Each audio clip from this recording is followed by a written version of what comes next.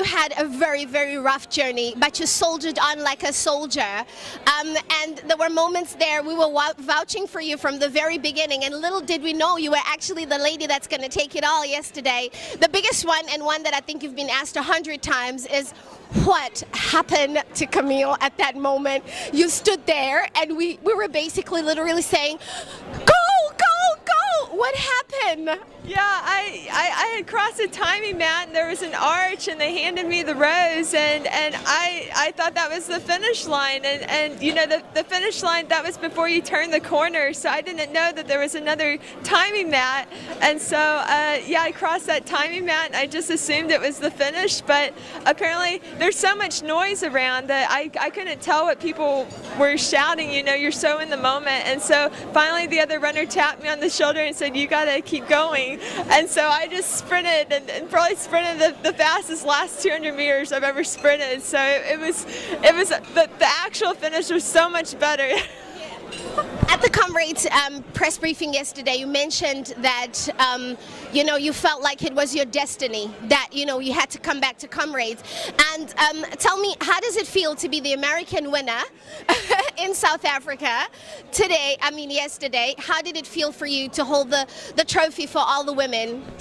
Yeah, it was a very emotional experience for me. I mean, not too many Americans have won this race, and just knowing how hard I've worked for as long as I've worked, and to finally come out on top, and knowing like my husband shouted at me, he said, you know, think about how hard, what I've had to overcome just to get here and to be, you know, the winner. So I mean, definitely that's what kept me going, was just thinking about how much this means to me and how I have to fight to the finish and win it.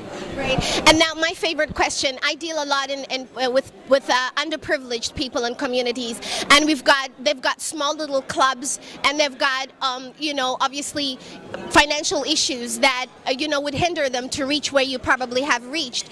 Now, can you just briefly speak to these children for me and tell them, these girl kids that aspire to be where you are, a brief on your journey? How tough was it for you to get to where you are, and what should they do, what can they do to draw the courage to become the athlete that you are today? Definitely. I actually lost my home to the May '99 tornado, so I've been homeless. I know what it's like to have nothing. I know what it's like to sleep on a couch and only have one pair of shoes. I only had one pair of shoes and the clothes that I was wearing when I lost my home. But you know, I'm such a happy, positive person that I think you just always have to have a spark of hope in you that things are going to be okay.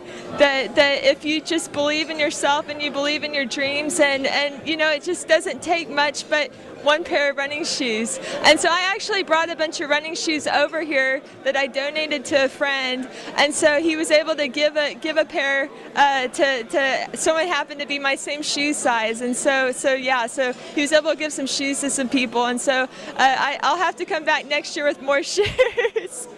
So one last question. This child is poor. Her back is against the wall. She wants to become an athlete. She's got nothing. What do you say to her? Just believe in yourself and believe that you can be the best that you can be if you don't give up. I've never given up. I'm still here. I was not the best runner on my high school team. I just kept going with it because I love to run. I love what I do. It's so, I get out every day, twice a day, because I want to be the best that I can be, and now I'm the Comrades champion. And it's just because I never gave up on myself. Thank you.